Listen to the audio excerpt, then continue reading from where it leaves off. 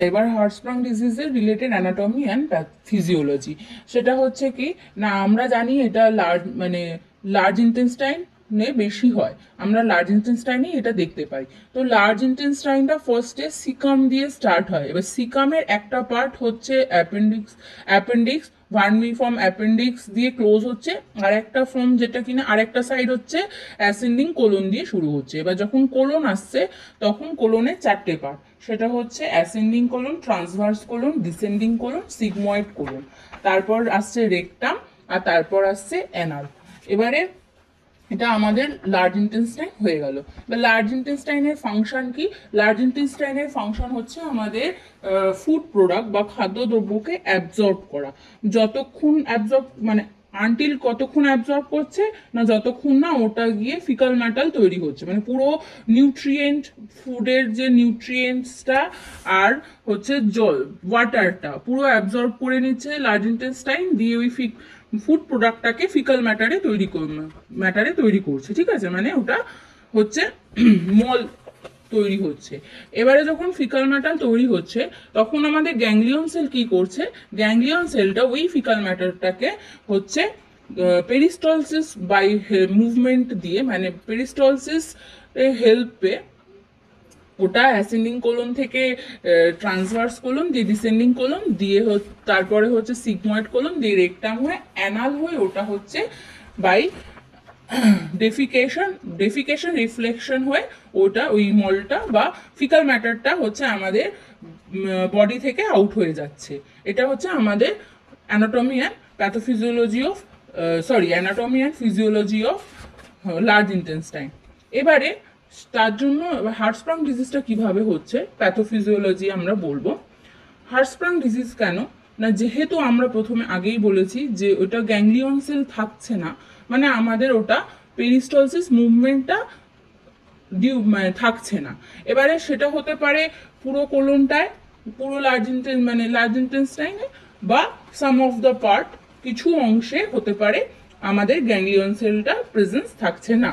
এবার যেখানে গ্যাংলিয়ন সেলটা প্রেজেন্স থাকছে না সেখানে কি হচ্ছে না, পেরিস্টলসিস মুভমেন্টটা থাকছে না। তার জন্য কি হচ্ছে, function of obstruction of the colon, মানে কোলনে ফাংশন অবস্ট্রাকশন হয়ে যাচ্ছে। মানে যখন আমাদের ফুড পার্টটা অ্যাবজর্ব হয়ে ফিকাল মেটেরিয়াল হচ্ছে, সেই ফিকাল মেটেরিয়ালটা পেরিস্টলসিস মুভমেন্ট হয়ে যত গ্যাংলিয়ন সেলের পেরিস্টলসিস মুভমেন্টের হেল্পে আমাদের ফুড প্রোডাক্টটা অ্যাসেন্ডিং থেকে ট্রান্সভার্স থেকে ডিসেন্ডিং কোলনে আসছে। এটা সাধারণত সিগময়েড কোলনে ম্যাক্সিমামটা দেখা যায়। তখন কি হচ্ছে, সিগময়েড কোলনে এবার যখন সিগময়েড কোলনটায় পেরিস্টলসিস মুভমেন্টটা পাচ্ছে না, তো হেলদি মুভ জায়গাটা যেখানটা অ্যাবসেন্স অফ গ্যাংলিয়ন সেল, তার ঠিক ওপরের পোর্শনে ওই ফিকাল মেটেরিয়ালগুলো জমতে থাকছে। মানে ওখানে এসে যেহেতু আর গ্যাংলিয়ন সেলের অ্যাবসেন্স, পেরিস্টলসিস মুভমেন্ট আর নেই, সেই জন্য ওই ফিকাল মেটেরিয়ালগুলো আর নিচের দিকে নামতে পারছে না, মানে আর সিগময়েড কোলনে আসতে পারছে না। এবার তার জন্য কি হচ্ছে, সেখানে অবস্ট্রাকশন তৈরি হচ্ছে। এবার ফাংশনাল অবস্ট্রাকশন হচ্ছে ফিকাল মেটেরিয়াল হয়ে জমে গিয়ে, তার জন্য ওই জায়গাটা বড় ফুলে যাচ্ছে, যার জন্য কোলনটা বড় হয়ে মেগা কোলন হচ্ছে, মানে বড় হয়ে গিয়ে কোলনটা বড় হয়ে যাচ্ছে। এবার যার জন্য ওই জায়গাটা পেরিস্টলসিস মুভমেন্ট থাকছে না, এবার ডেফিকেশন হচ্ছে না, এনলার্জ মেগাকোলন হচ্ছে। এবার এটাই হচ্ছে হার্টস্প্রাং ডিজিজ, মানে এই কারণে এবার হার্টস্প্রাং ডিজিজ হচ্ছে, যার জন্য পেটটা ফুলে যায়। এটাই হচ্ছে প্যাথোফিজিওলজি। তাই প্যাথোফিজিওলজিটা একবার বলি যে due to absence of ganglion cell, some of the part of intestine বা অল অফ দ্য ইন্টেস্টাইন বা কোলনে কোনো জায়গায় যদি গ্যাংলিয়ন সেলটা অ্যাবসেন্স থাকছে, সেখানে পেরিস্টলসিস মুভমেন্ট এফেক্ট হচ্ছে, পেরিস্টলসিস মুভমেন্ট থাকছে না। যার জন্য পেরিস্টলসিস মুভমেন্ট থাকছে না বলে আমাদের ফিকাল মেটেরিয়াল যেটা পাস হয়ে রেকটামে যায়, সেই রেকটামে যেতে পারছে না। হেলদি পার্টটা যেটুখানি, যদি part of movement, part of ইন্টেস্টাইনে যদি হয়ে থাকে এফেক্টটা গ্যাংলিয়ন সেলটা, তো সেই হেলদি পার্ট এফেক্টেড পার্টের ঠিক ওপরটা হেলদি পার্টে গিয়ে হচ্ছে আমাদের ফিকাল মেটেরিয়ালগুলো জমা হয়ে যাচ্ছে, যার জন্য ফাংশনাল অবস্ট্রাকশন হচ্ছে ইন্টেস্টাইনে, আর কোলনটা ওই ফিকাল মেটেরিয়াল জমা হয়ে আরো ফুলে যাচ্ছে, যার জন্য মেগাকোলন হচ্ছে বা হার্টস্প্রাং ডিজিজ হচ্ছে। এবার হচ্ছে ইটিওলজি। এটা সাধারণত যেহেতু কনজেনিটাল ডিসঅর্ডার, তাই জন্য এটা ফ্যামিলি থেকে হতে পারে। যদি 50% অফ প্যারেন্টস উইথ টোটাল মানে colonic অ্যাগেনলিওনোসিস হ্যাভ এফেক্টিভ রিলেটেড, মানে যদি 50% প্যারেন্টস থেকে হতে পারে, যদি প্যারেন্টসের আগে থেকে থাকে, মানে প্যারেন্টসের ছিল, তাহলে হতে পারে 50% চান্স থাকে।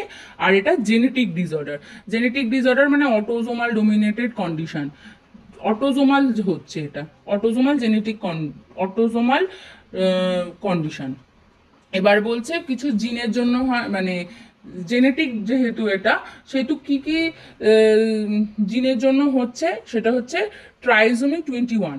ট্রাইজোমিক 21-এর জন্য এটা হতে পারে। সেটা হচ্ছে একটা হচ্ছে আরইটি রেড প্রোটো অঙ্কোজেন অন ক্রোমোজোম 10, এইটা একটা জিনের জন্য হতে পারে। আর একটা হচ্ছে ইডিএনআরবি জিন অন অর ক্রোমোজোম 13। তাহলে দুটো জেনেটিক, একটা ক্রোমোজোম 10, একটা ক্রোমোজোম 13, ঠিক আছে, এই দুটোর জন্য হতে পারে। তাহলে ইটিওলজি একটা ফ্যামিলি, একটা জেনেটিক। আর জেনেটিকের জন্য, জেনেটিক যেহেতু একটা অটোজোমাল মানে ডমিনেটেড কন্ডিশন, আর ট্রাইজোমা 21। এবার হচ্ছে ক্লিনিক্যাল ম্যানিফেস্টেশন। এবার Hirschsprung ডিজিজের related anatomy and physiology. সেটা হচ্ছে কি না, আমরা জানি এটা লার্জ, মানে লার্জ ইন্টেস্টাইন